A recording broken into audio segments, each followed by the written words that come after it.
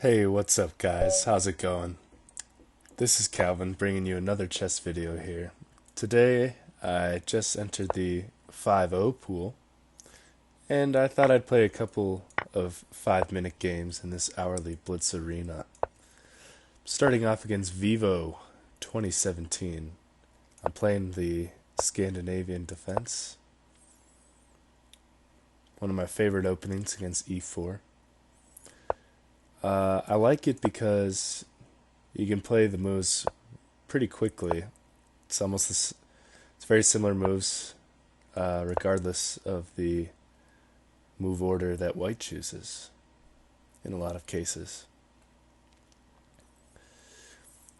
So I wanted to challenge that knight on e5 right away because it can be really annoying to deal with later on.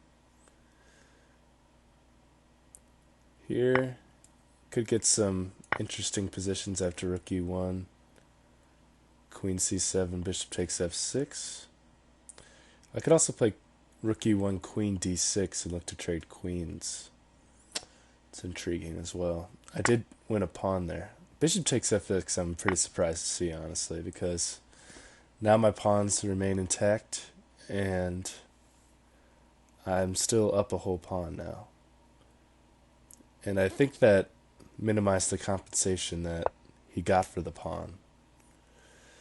So here, could try bishop to b4, c5, e7. I think I just like a nice, safe bishop e7 in this situation. Up a pawn, don't want to do anything too dangerous. That being said, I was thinking of castling queenside. He wants to play g4, I guess. I think queen g6 should meet that threat. Yeah, I like queen g6.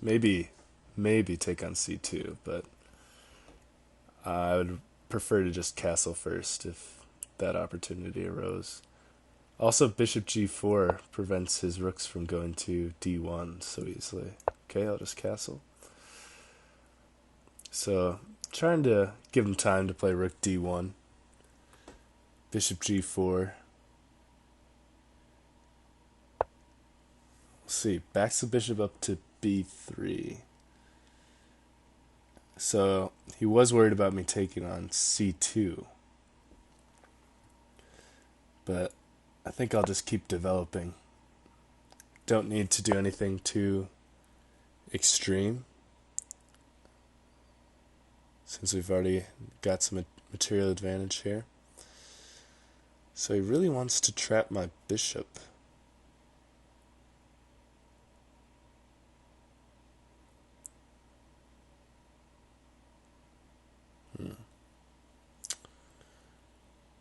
Could meet that a number of ways.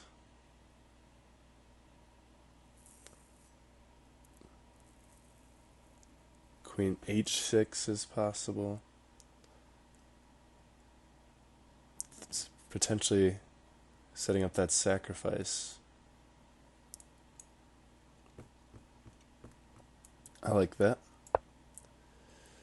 So g4, I'll back it up.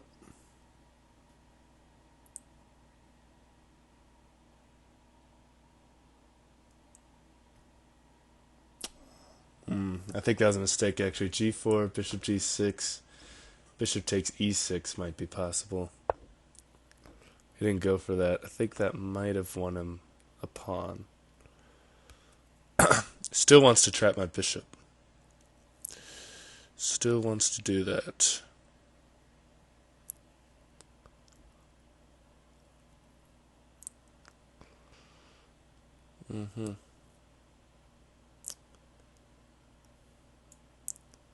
I'll back my bishop up now and see if he really wants to play g4. I think that'd be hyper aggressive of him. He does do it. So I have to think of how I want to meet f5. f5, e takes f5, g takes f5. I'd have bishop h5 at the very least in that position. I want to punish him. He shouldn't be able to play like this.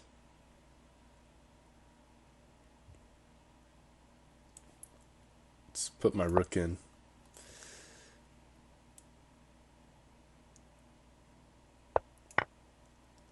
So we're taking. Bishop h5. Now his king should be pretty wide open. Bishop d6 or queen d6 is a potential follow-up. I'm trying to point toward h2 there.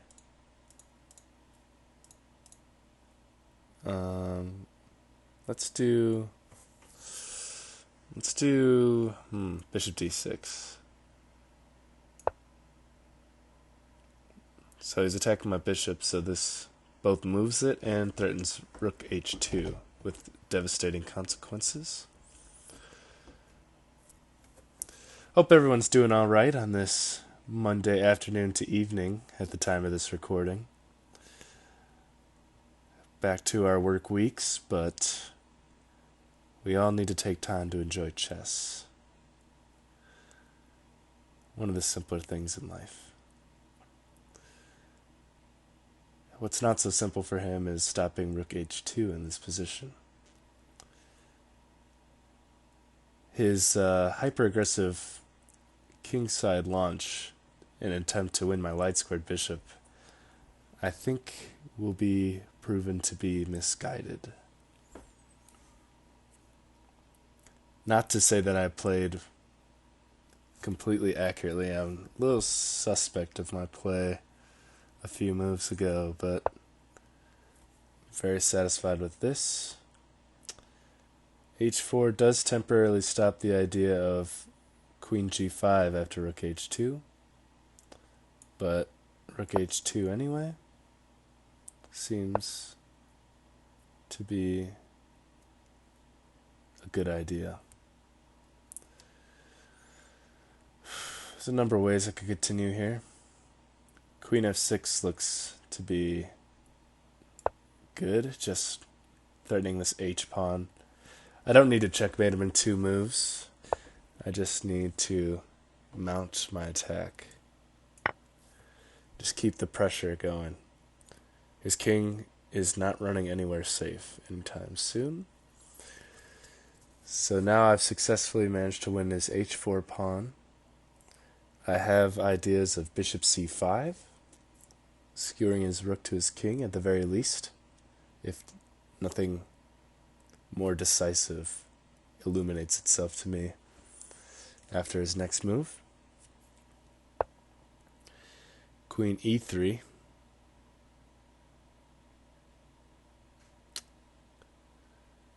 Seems to cover a lot of things, annoyingly. But I'm not too disheartened.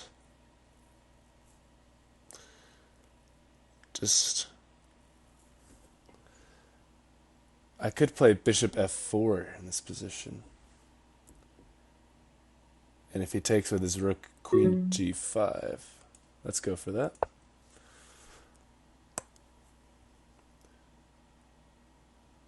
I want to play queen g5 check, so this move will allow me to do that. Either winning an exchange or potentially... Oh, he's sacking his queen. Now that is the best possible outcome that I could have hoped for, I think, in that situation. Especially since I'm starting to run low on time. This should greatly simplify my remaining task. That seemed to be a bit of a panic for my opponent there. There's no need for that. And I'll sweep up that rook. And hopefully checkmate him very soon. I'm ahead on the clock now, so I can't conceive of me losing this game. And he'll just let his clock run. No, he'll play a couple more moves. Resigning would be the best move in this situation. Proper etiquette. But we do get the win. So, a decent start.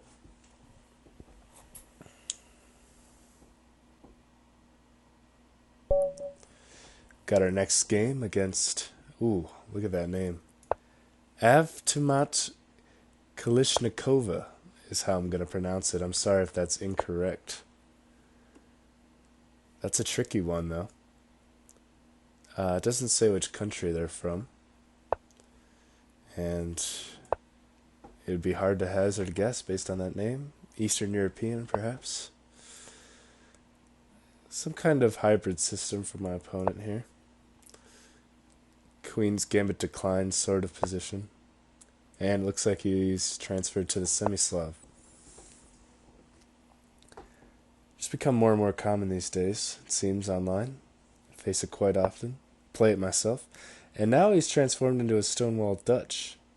Okay. Well. This was a tricky move order to get here. I don't mind as much facing the Dutch with d4 f5. I'm fairly comfortable with that, but now fianchettoing the bishop, which is what I usually do against that, is not quite as comfortable here as it would have been with the move order d4 f5. I'm going to do it anyway, though. I think it's a decent way to stop the kingside launch that black typically goes for in these setups.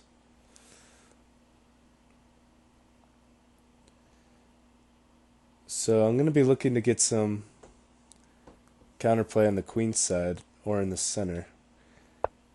I got to get that knight out of e4. I'm going to try to play knight d2 and f3, and then e4 possibly to follow that. I'm expecting him to take on c3 after I play f3, and maybe play f4 himself. So I need to be wary of that. G4 gives me the intriguing possibility of sacrificing. I can't help myself. I'm just too tempted by that possibility. The greatest tragedy of all is that d5 check he can block with his bishop or his knight. It's greatly unfair. Which leaves me the question if he plays king h8. Okay, he didn't play king h8. He instead plays king to f7. That really tempts me to play queen to h5 check. And if he goes back to a dark square, then d5 check could be a little more uncomfortable than it was previously. King to e7 now, I guess, is what he wants to do.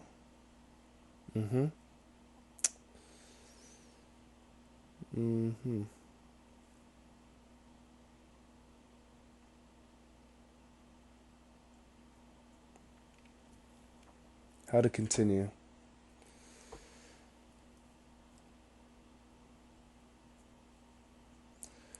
Let's grab on h7.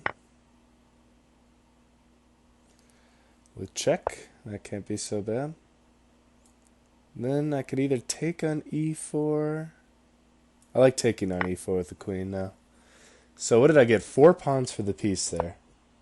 And I did compromise his king's safety to quite a significant level, I would say. But it's certainly not so clear, is it? He could get some play now that all these files are open toward my king. He wants to play knight g4. He wants to play knight g4. e4, knight g4, h4. That's what I'm going to try.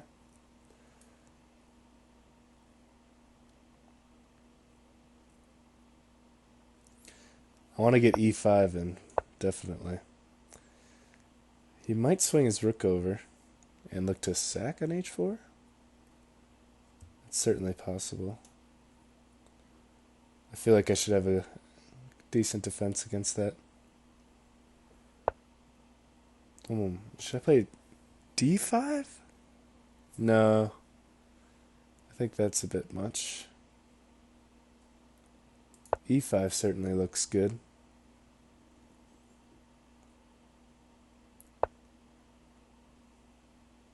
Now bishop h3 could be the way forward. Yes, I think so. He can't defend his knight with his light-scored bishop now, which is good. d5 could be a follow-up to this, due to this diagonal being open now.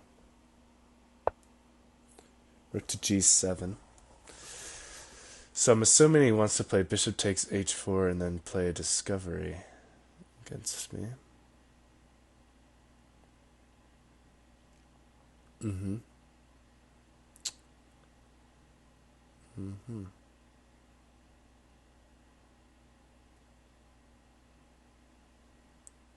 Let's play d5.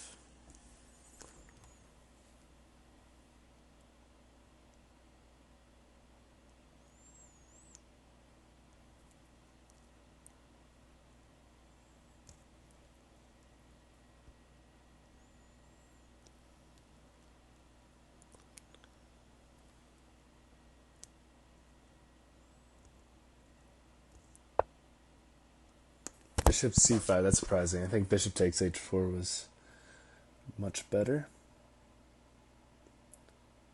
This double check looks pretty good. I could also take on g4. Double check, what could be wrong with that?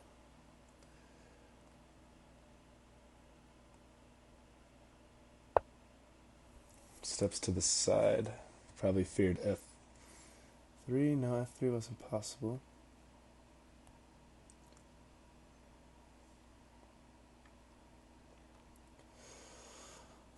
Does he want to play knight takes f2? Actually, or not?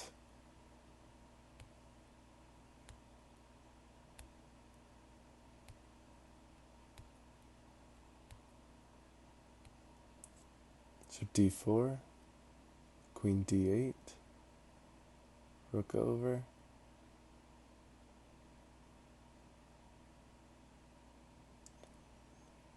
This looks okay. Let's do it. Got 57 seconds.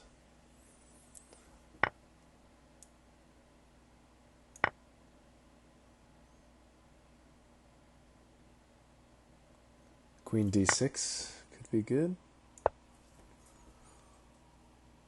That is what I get in. Let's do the c5 check. I should have a mate. Let's just take this bishop. Don't have enough time to calculate. Queen c4 is a threat.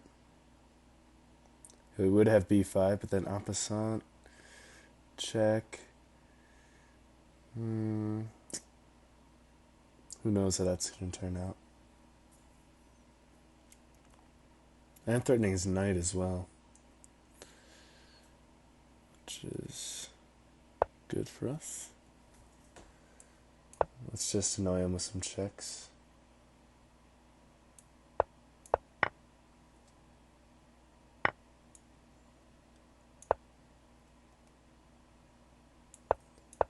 I want to get my rook involved in the checks. Not so easy to do.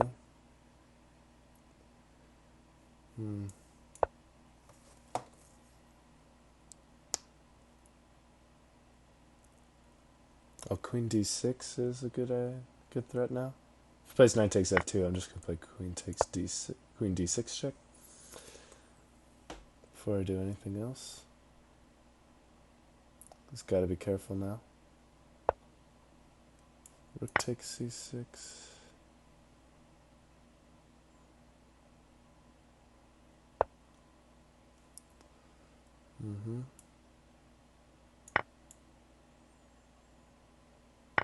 I think I should withstand this.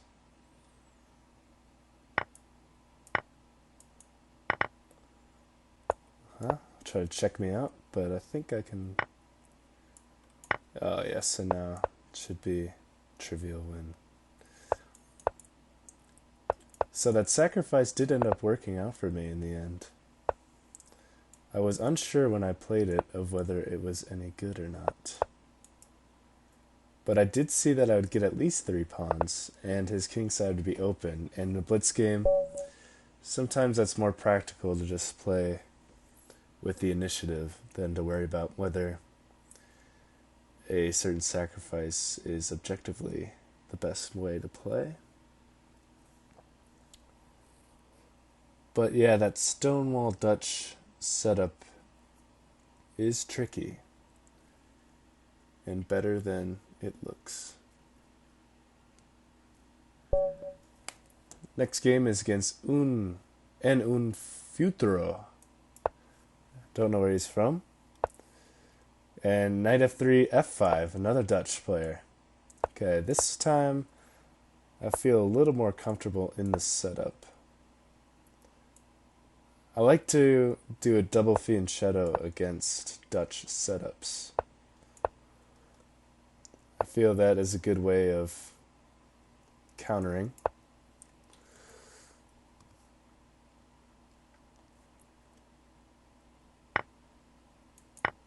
Okay, I'm very happy to see that transpire, because now I feel I have good central control over the position. b6 demands me to think about whether knight e5 is any good. Bishop takes e5, bishop takes c6. I'm feeling the knight e5. Gotta strike while the iron is hot. Rook is undefended in the corner. Yes, I like to see bishop b7. So I feel like bishop takes e5 maybe offered some problems, but I don't think so, actually. I think I was just winning at least an exchange there. He should have just given up the exchange and not a whole piece. But that's a different point. Should I take that knight or go f3? Or take his rook in the corner? I just assumed he would defend that, but he didn't.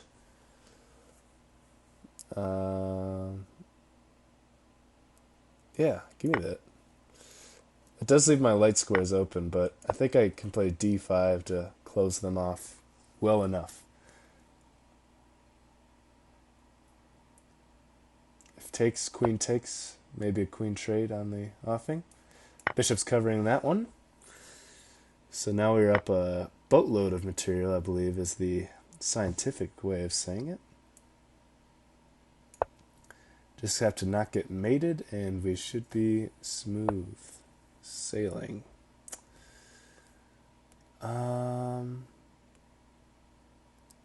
What's the best way? I think I'm just going to play e4.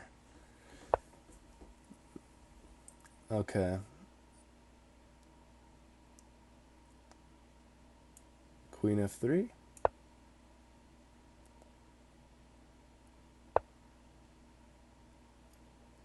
And knight b5. Let's take on f4 and scoot our king out of the way. I feel like this is the safest.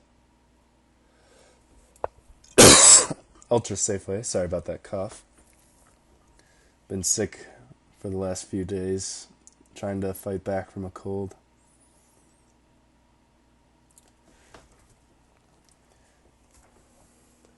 Just recently got back from college. Graduated this year, just last week. I got my Bachelor of Arts in Biology. So, it's a big milestone for me this last week. I feel like one of the big check marks in life is graduating college. And I'm happy to say that I've done that now. I graduated from St. Olaf College in Northfield, Minnesota. Northfield is a town of about 20,000. And St. Olaf College is a small liberal arts college in the MIAC conference in Minnesota. And St. Olaf has about 3,500 students in total. Our graduating class is about 750, maybe? I checkmated en un futuro. You didn't notice that I had the battery lined up against G7. Why did I engage in idle small talk? It was because I was up a boatload of material, and the conclusion to that was relatively trivial. I think we'll have time for one more game here, folks. This is one of my first blitz sessions since I've been back from college. So during finals time, I was unable to get the allocation of chess that I wanted to get in, just because I was busy studying for finals, obviously. Wanted to finish college off strong. Okay, here's our final game of the session against HT. Relatively simple name, from Iran. And he is playing the Slav. I play E3 against the Slav. Not the most exciting, but I feel like it's practical.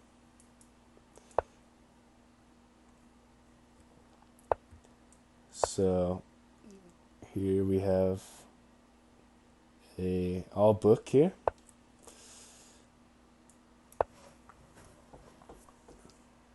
I'm just going to try to get a playable position. Here I'll try queen b3.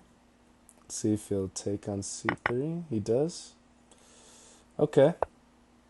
He does get the knight into e4, that is true. But I have the two bishops now, so that's something I can hold on to. Bishop d3, he might play f5. I don't know how I feel about that. Let's just castle. That seems sensible. So, trying to make a few more videos this summer. I've made a couple in the past, but I try to do it on a more regular basis now. So any feedback you guys could give me about the video quality would be much appreciated. You know, I'm open to criticisms, but just keep in mind this is one of my first tries, so no one generally succeeds at something their first time of doing it, so just keep that in mind. He decides to trade on e5, so it does give me double pawns on the e-file, but I think that e5 pawn could be annoying for him to deal with, actually. Should I play f3 and allow knight g3? No, I don't think so. Okay, I'm sick of seeing that knight. And I think now might be as good a time as any to play takes in f3, trying to exploit the fact that his queen is on the same file as my rook. So now I can get this in. And I feel over the past few moves that I've gained something in the position. Now, I feel like my rooks are currently more active than his.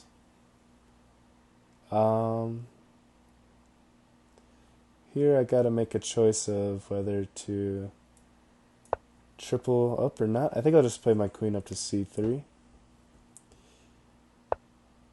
Okay. Bishop to e4, certainly possible.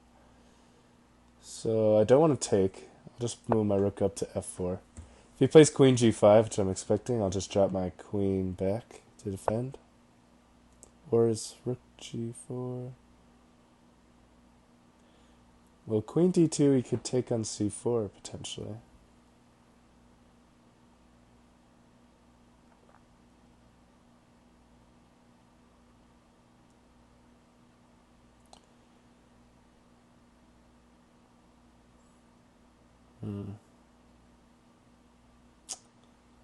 Not sure about this.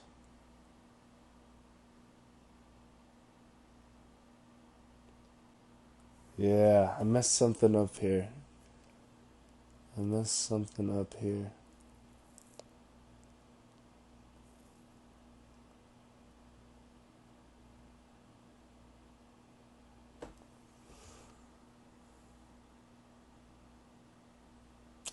Let's play rook f2 to defend. I don't know. I felt like I had gained something, and now I feel like I've lost it. Do you guys ever get that feeling? You feel like you've achieved something, but then something just undermines the accomplishment in some way. It's not a good feeling, is it? But that is what you get when you don't play accurately. Queen g3 looks scary, but what is it actually threatening?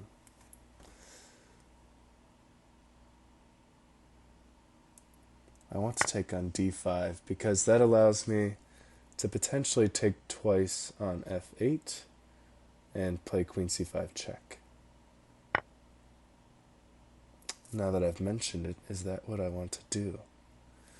This threat on g2 is still kind of annoying. What if I just play queen c5 right away? Maybe that forces him to take on f4? Would love that. Would love that. And that's what we get. So I did straighten out my pawns. My rook is not on open file anymore, which is unfortunate. But he did drop his queen.